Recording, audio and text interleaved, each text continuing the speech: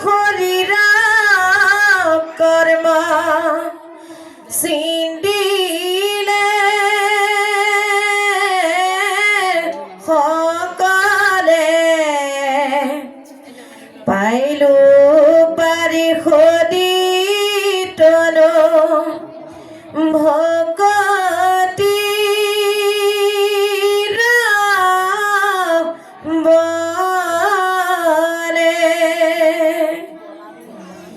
হিহি সময়ত আখি মিলিলা প্ৰলয়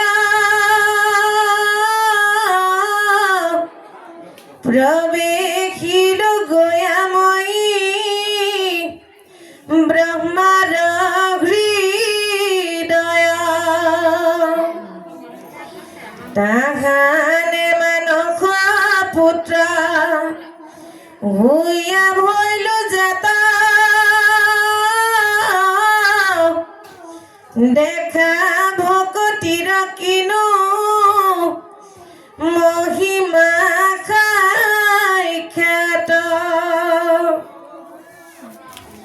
হে রাম ভকতির প্রভাব কহতে অদ্ভুত ভইল অবতারময় হুইয়া দেখি খুটাও মহা হরি প্রসাদে তো রিলো ঘোর মায়া হেন জানি ব্যাস জগ তোকে করে দয়া কৃষ্ণ গুণ নাম করে ধর্ম করিও বেকত শ্রবণ কীর্তন করি তরুক জগত এহি বুলি ভইলা মুনি স্বর্গত প্রবেশ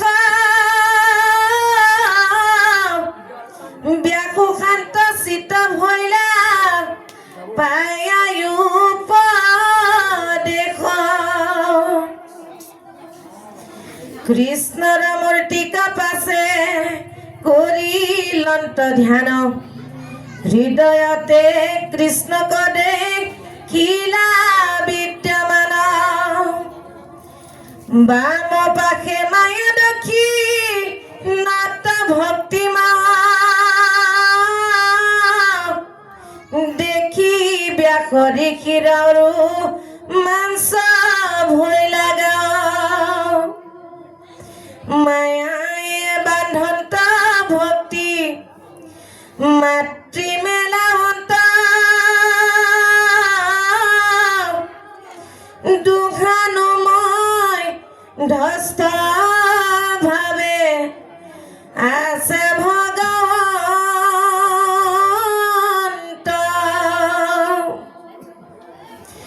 বন্ধৰ মুখ্যৰ হেতু দেখি ব্যাস ঋষি ভাগৱত শাস্ত্ৰ পাছে কৰিলা হৰি এৰাম পৰমৰ হৈছ মহা ভোকীৰ পন্থ শুক পঢ়াইলা ইটো ভাগৱত গ্ৰন্থ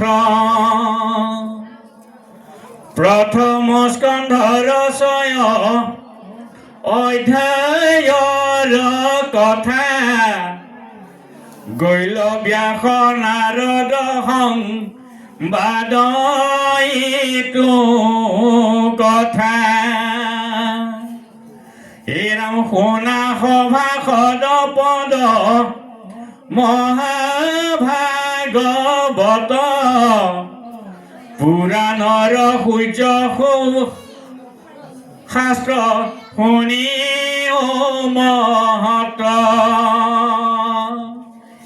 এৰাম হুঁয়া এক শৰণ যি জনে শুনৈ আক পাৱে পৰম পদ সুখে নিষ্ঠৰৈ মায়াক এই নাম বৈকুণ্ঠৰ শাস্ত্ৰ আনি পৰম উৎসুকে সংসাৰিক কৰি কৃপা প্ৰচাৰিলা সুকে এই নাম জানি এক চিত্ৰে নিতে শুনা কৃষ্ণ কথা ইহে নমনুষ্য জন্ম নকৰিও বৃথা। খুব সুন্দৰকৈ নাৰদে ব্যাসক বুজোৱাৰ চলেৰে আমালৈ এটা বৰ্তমান সমাজত চলিবলৈ ইংগিত প্ৰেৰণ কৰি থৈ গৈছে। আমি যদি ভাবোঁ ভাগৱত শাস্ত্ৰভাগ কেৱল নাৰদে ব্যাসক ক'লে তেতিয়াহ'লে আমি ইয়াৰ পৰা ফল লাভ কৰিব নোৱাৰিম। নাৰদে কোৱাৰ চলেৰে ব্যাসক কোৱাৰ চলেৰে কথাখিনি আমালৈ থৈ গৈছে। এতিয়া ব্যাসৰ কেতিয়া উগুল থুগুল হ'ল শৰীৰটো, মন কেতিয়া চঞ্চল হ'ল, যেতিয়া তেওঁ যিবিলাক শাস্ত্ৰ ৰচনা কৰিছিল সেই শাস্ত্ৰসমূহত কি ভুল আছিল যে প্ৰভু ভগৱন্তক মুখ্য স্থান দিয়া নাছিল। আৰু প্ৰভু ভগৱন্তক মুখ্য স্থান নিদি ৰচনা কৰা শাস্ত্ৰসমূহে যেতিয়া জগতৰ অকল্যাণ হ'ল, লগে লগে ব্যাসৰো মন উগুল থুগুল হ'ল। আৰু নাৰদক সেই সময়তে পৰামৰ্শ বিচাৰ নাৰদে কি পৰামৰ্শ দিছিল যে তুমি সৰ্বশাস্ত্ৰ পৰিহাৰ কৰি সৰ্বশাস্ত্ৰ মন্থনৰ পৰা ভাগৱত শাস্ত্ৰ ৰচনা কৰা। এতিয়া ভাগৱত শাস্ত্ৰ ৰচনা কৰিবলৈ মনস্থ কৰাৰ লগে লগেই ব্যাসৰ মন স্বচ্ছ হ'ল, চিত স্থিৰ হ'ল। আৰু ঠিক আমাৰো একেই কথা, যেতিয়ালৈকে এই প্ৰভু ভগৱন্তক চিনি নাপাম, প্ৰভু ভগৱন্তক আমি বিশ্বাস নকৰিম, প্ৰভু ভগৱন্তক অৰ্পণ নকৰিম, প্ৰভু ভগৱন্তক চিন্তন নকৰিম, আমিও কেতিয়াও শান্ত হৈ থাকিব নোৱাৰোঁ। যেতিয়াই আমাৰ মন অশান্ত হয়, যেতিয়াই মন আমাৰ উগুল থুগুল হয়, তেতিয়াই আমি কি কৰিব লাগিব? আমি ঈশ্বৰ চিন্তন কৰিব লাগিব। সেই কৈছে যাৰ হৃদয়ত প্ৰভু ভগৱন্ত নাই, ইয়াত কৈ গ'ল প্ৰভু ভগৱন্তই নাৰদৰ যেতিয়া ব্যাসক কোৱাৰ লগে ব্যাসে কি দেখিলে? হৃদয়তে ভগৱন্তক দেখিবলৈ পালে। এইকাৰণে আমাক মহাপুৰুষ শংকৰদেৱ গুৰুজনাই বা মাধৱদেৱ গুৰুজনাই আমাক কি বুলি কৈ গৈছে যে মুখে বোলা ৰাম, হৃদয়ে ধৰা ৰূপ, এতেকে মুকুতি পাইবা পঢ়িলো স্বৰূপ। যে যেতিয়ালৈকে আমি হৃদয়ত প্ৰভু ভগৱন্তক দেখা নাপাওঁ, যদি হৃদয়স্থিত হ'ব আমি কৰিব নোৱাৰোঁ, তেতিয়ালৈকে আমি কেতিয়াও গতি লাভ কৰিব নোৱাৰিম। সেইকাৰণে আমি প্ৰাৰ্থনা কৰোঁ কি বুলি যে ধৰ্মক জানো মই আৰু তথাপি প্ৰবৃত্তি নাই, অধৰ্মতো নিবৃত্তি নহয়। হে প্ৰভু মই একো নাজানো, চব জানো। কেতিয়া জানিম? যেতিয়ালৈকে তুমি হৃদয়স্থিত নোহোৱা মই একোৱেই নাজানো। সেনে হৃদয়স্থিত হৈয়া তুমি যেন কৰাই বাহা স্বামী কৰিব হৃষিকেশ তে নয়। সেনে আমাৰ আহ্বান যে নাৰদৰ কৃষ্ণ দৰ্শনৰ জৰিয়তে আমি আমাৰো হৃদয়লৈ প্ৰভু ভগৱন্তক আনিব লাগিব। যেতিয়া প্ৰভু ভগৱন্ত আমাৰ হৃদয়লৈ আহিব, আমাৰ হৃদয় স্থিৰ হ'ব, মন পবিত্ৰ হ'ব আৰু ঘৰবিলাকো ইয়াত পবিত্ৰ হ'ব। ইয়াত খুব সুন্দৰ এটা কথা কৈ গ'ল। এই ভাগৱত শাস্ত্ৰখন কাৰ কাৰণে ৰচনা কৰিলে, কোনে শুনিবলৈ ৰচনা কৰিলে? ইয়াত সুন্দৰকৈ কৈ গ'ল যে বৈকুণ্ঠৰ শাস্ত্ৰ আনি পৰম উৎসুকে সংসাৰিক কৰি কৃপা প্ৰচাৰিলা সুকে। যে এই সংসাৰিক লোকসকল উপকৃত হ'বৰ কাৰণে এতিয়া মনত ৰাখিব আপোনাৰ সমস্তে যে যেতিয়া শংকৰদেৱ গুৰুজনাই একশৰণ হৰিনাম ধৰ্ম প্ৰৱৰ্তন কৰিছিল, তেওঁ প্ৰৱৰ্তন কৰা একশৰণ হৰিনাম ধৰ্মটো কোনে প্ৰথম গ্ৰহণ কৰিছিল? তেওঁ প্ৰিয় শিষ্য মাধৱদেৱে গ্ৰহণ কৰিছিল। প্ৰিয় শিষ্য মাধৱদেৱে গ্ৰহণ কৰি মাধৱদেৱে কি ত্যাগ কৰিলে? মাধৱদেৱ গুৰুজনাই দুটা বস্তু ত্যাগ কৰিলে। প্ৰথম বস্তুতে তেওঁ ত্যাগ কৰিছিল মাধৱদেৱৰ দৰে শাক্ত পণ্ডিত নাছিল। মাধৱদেৱে নিজৰ মাতৃৰ অসুস্থ পৰিত্ৰাণৰ বাবে দেৱীলৈ ছাগলী আগবঢ়াইছিল। কিন্তু শংকৰদেৱক লগ পোৱাৰ লগে লগে তেওঁ তেনেধৰণৰ শাক্ত ধৰ্ম পৰিত্যাগ কৰিছিল। আৰু দ্বিতীয়তে তেওঁ কি ত্যাগ কৰিছিল? তেওঁ জোৰোণ পিন্ধোৱা কন্যাও ত্যাগ কৰিছিল। তেতিয়া দেখিলে শংকৰদেৱ গুৰুজনে যদি এনেকৈ ধৰ্ম গ্ৰহণ কৰে, মাধৱৰ দৰে ধৰ্ম গ্ৰহণ কৰিলে সংসাৰ আৰু নাবাঢ়িব। তেতিয়া লগে লগে তেওঁ মাধৱদেৱক বুজালে যে হে মাধৱ, তুমি গৃহবাসী হলেও মোক ভকতি কৰিব পাৰিবা।